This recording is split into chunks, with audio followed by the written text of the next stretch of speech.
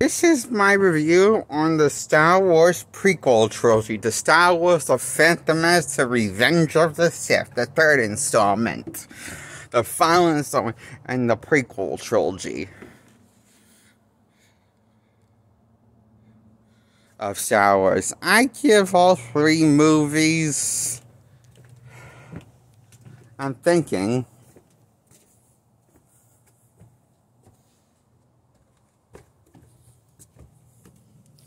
I give the last two Star Wars movies in the sequel trilogy.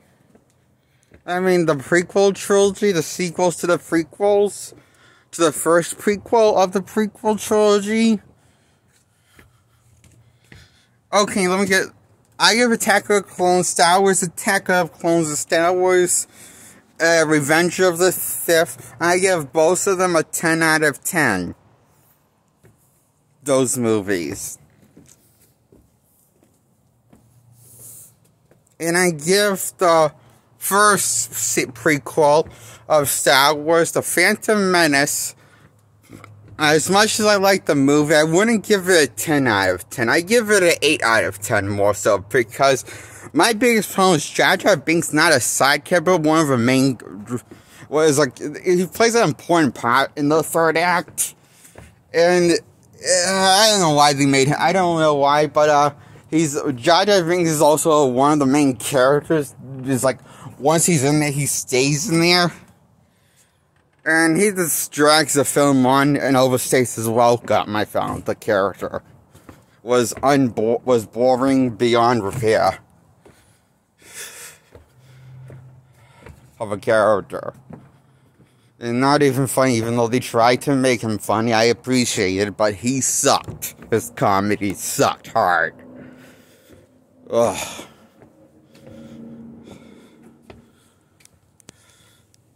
I can't help but think how much better the movie would have been if he was cut from the movie, that character as a whole. I would have given him 10 out of 10 for sure. But at last, I give it an 8 out of 10. The first Star Wars movie called Star Wars The Mask. Not Star Wars Episode 1, The Phantom Menace, the first Star Wars movie in the Star Wars saga. Not the first one made, but the first one that exists in the canon of the Star Wars universe. Is Star Wars The Phantom Menace. And I give that an 8 out of 10.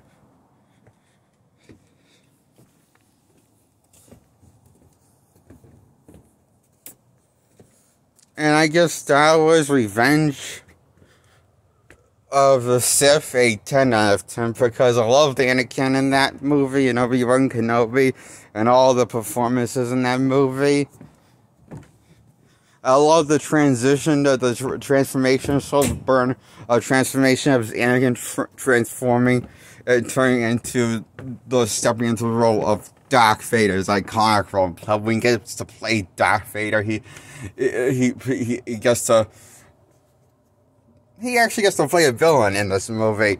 Once he turns to the Sith side, he takes on the name Darth Vader, even though he hasn't taken on the kind of look. He takes on the mantle and the role of Darth Vader, and he plays a legit creepy Darth Vader.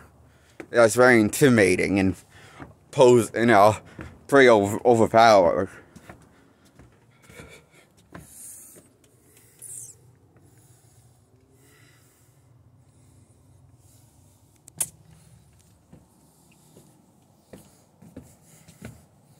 So I enjoyed this movie, and I enjoyed the fight between Palpatine and Yoda, and the fight between Anakin once he took in the role of Darth Vader and turned to the dark side and faced Obi-Wan Kenobi,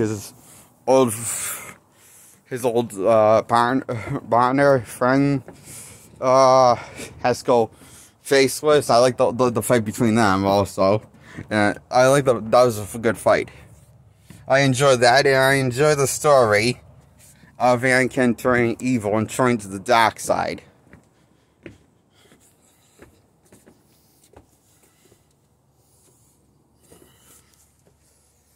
That really went there when it was brain for him to go on evil.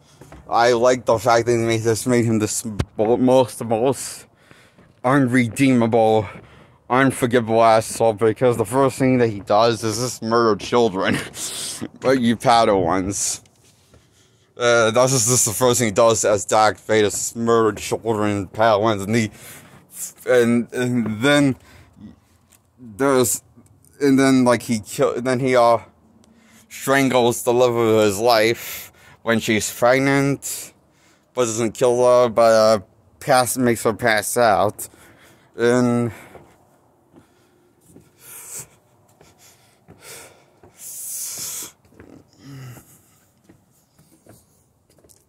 Padme dies of a broken heart during the pregnancy of after delivering the last two twins, which are named Yoda. Not Yoda. Were named Leia and Luke. I just thought Yoda rhymes with Leia for some reason. I'm confused. For a brief moment, I was. What's the names of Leia? Mixed with Yoda. And so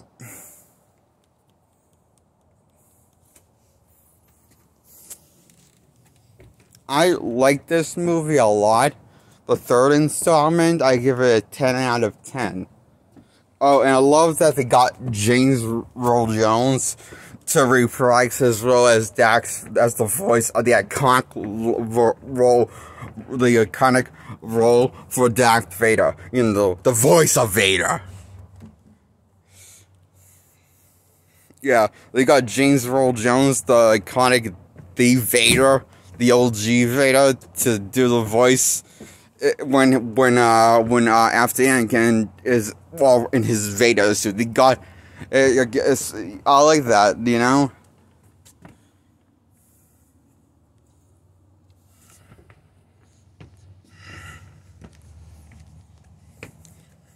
And he gave a good performance too.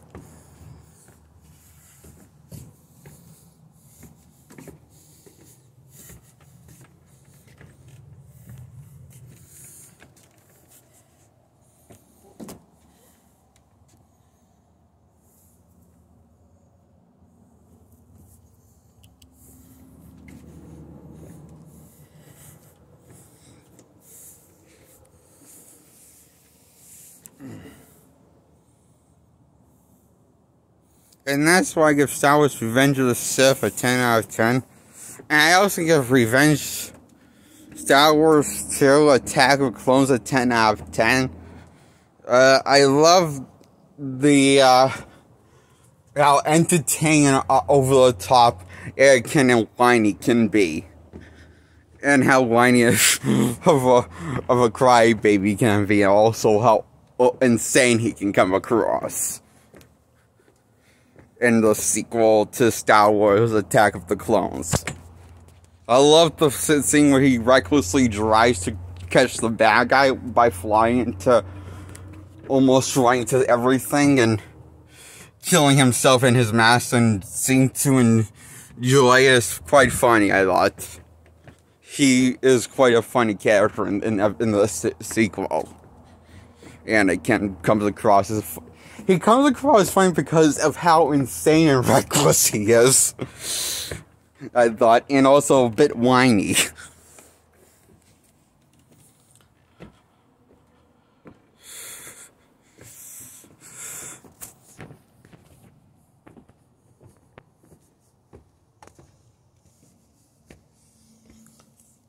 And this guy is completely blindsided to see that Padme, that the girl he's been crunched on since the first prequel, once he met her in the Phantom Menace, and admit he has feelings for her and can't stop thinking of her since meeting her, he can't see that Padme is clearly eyeing him and smiling, really happy. And Obi-Wan can see the obvious, but Anakin's too stupid for some reason, and Blindred was just being impatient and angry for some reason. And he should have taken his Anakin really should take his listen to his master telling him to relax. She was happy to see Anakin, and so that's how. But Anakin is like, again, as one of those characters, kind of dumb because he's so whiny, but it's kind of funny.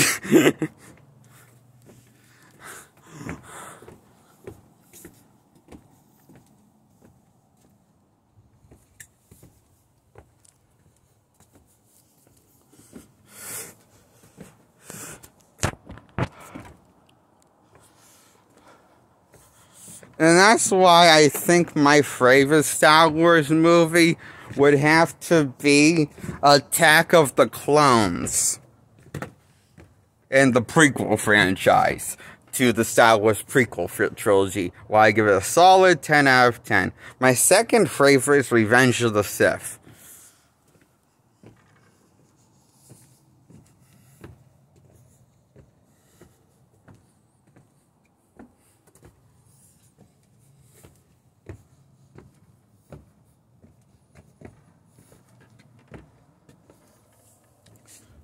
And I want to talk about the Anakin I want to talk about Anakin and the characters from Mask of the Phantasm. The Phantom Menace.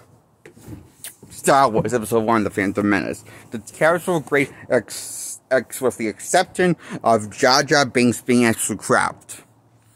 Padme was great, Anakin was good, then all the plot threads that he wanted to get there, twists and turns to take, but it made sense in the end, and great payoff, great climax. I love the whole thing.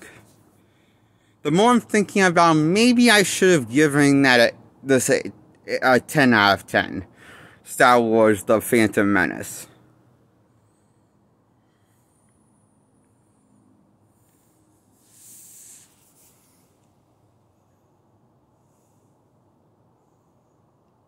Of Episode 1.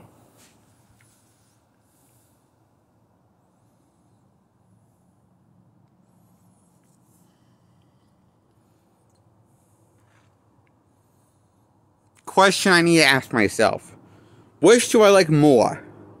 This movie or the first Avengers movie from 2012?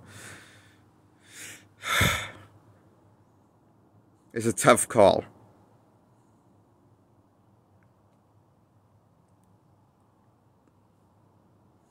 Star Wars The Phantom Menace, I think, is a better movie than the first Avengers movie from 2012. So I'm giving this a 10 out of 10. Episode 1 of Star Wars. I changed my mind. I'm giving an 8 out of 10 from being an 8 out of 10 to being a solid 10 out of 10. Fair and square. Because it's as good, if not better, than the first Avengers movie from 2012. I say it's better than the first Avengers movie. I'm saying that, alright? Is why I give it a solid 10 out of 10. The first Star Wars movie in the Star Wars saga. Called Star Wars Episode 1, The Phantom Menace. And I love all the Easter eggs that these movies, the first one sets for, all the plans to build the Death Star, Palpatine, and I love that all the stuff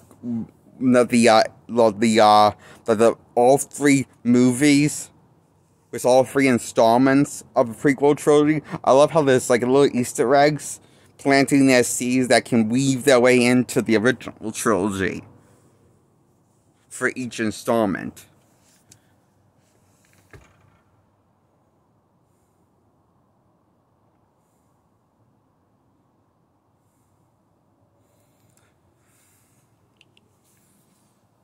And I love how also the Easter eggs that they set earlier on in the first two ones pay off in the third one. The Easter eggs that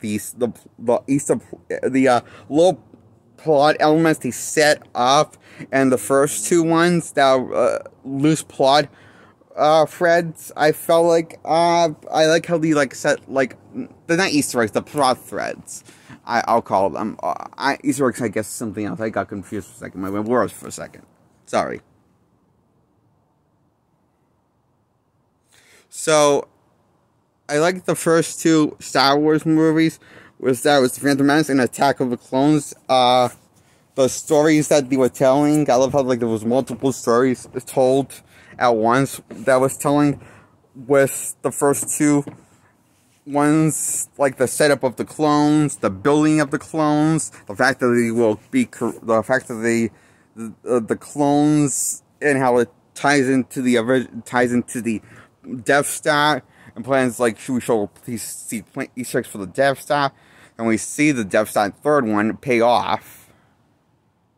I was seeing a little blueprint for the Death Star and Attack of the Clones. As we see the clones got made in the sequel called Attack of the Clones. We got to see all these this world building in the first two ones, but then we get to see more of the payoff of and of the narrative then we get to see more of the payoff, and the world buildings is sort of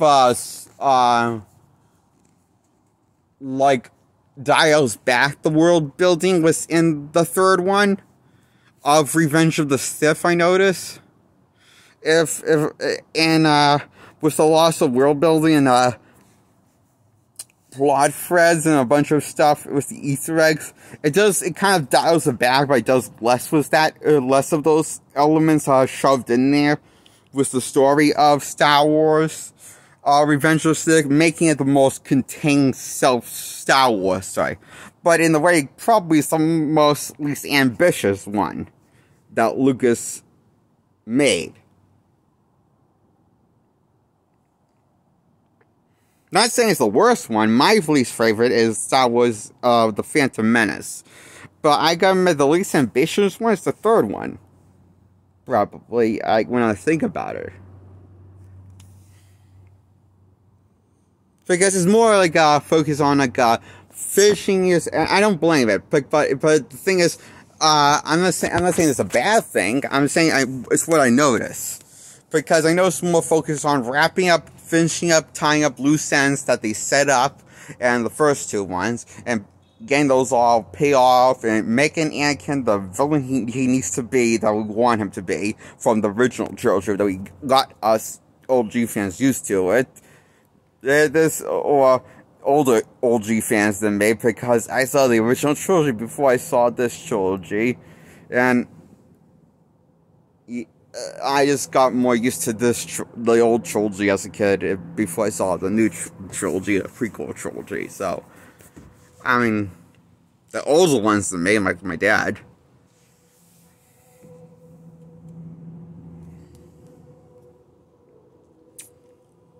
So, Trilogy was probably, like a Star Wars, the original trilogy was before my time, but, and, it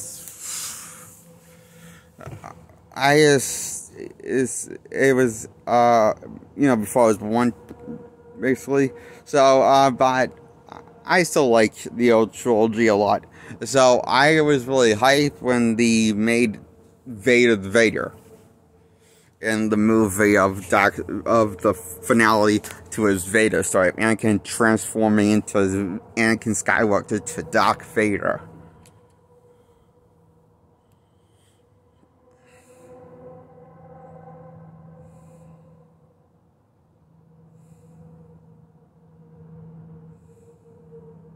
So that I enjoyed. I just noticed that the third one is more focused on telling a contained self-story to the finale of the trilogy and everything was building up to. It's more telling a free action, more focused on telling a free action. The self-contained made more so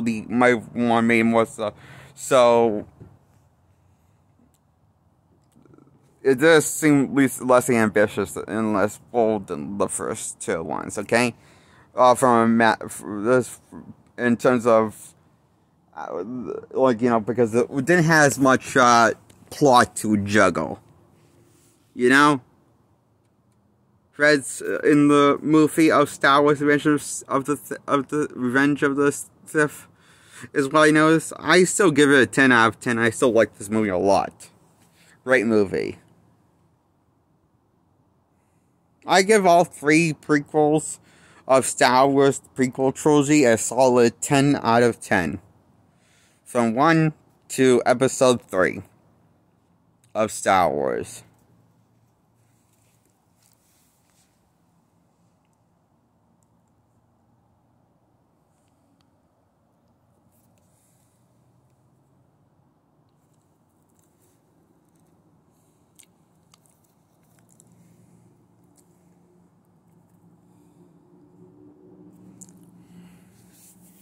Okay. It's nighttime, so I highly recommend these movies. And, good night. I'll end this video. And that's my review on Star Wars prequel trilogy to episode 1 to episode 3 of Star Wars: Revenge of the Sith. Known as Star Wars: Reasons of the Sith.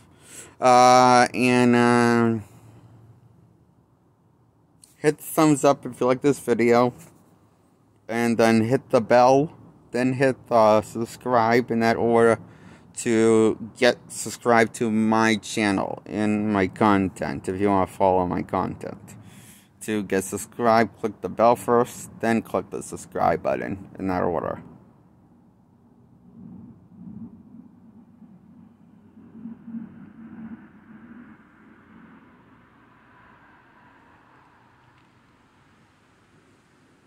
Remember, bell first, then subscribe second hit. Okay? Good night. Bye-bye.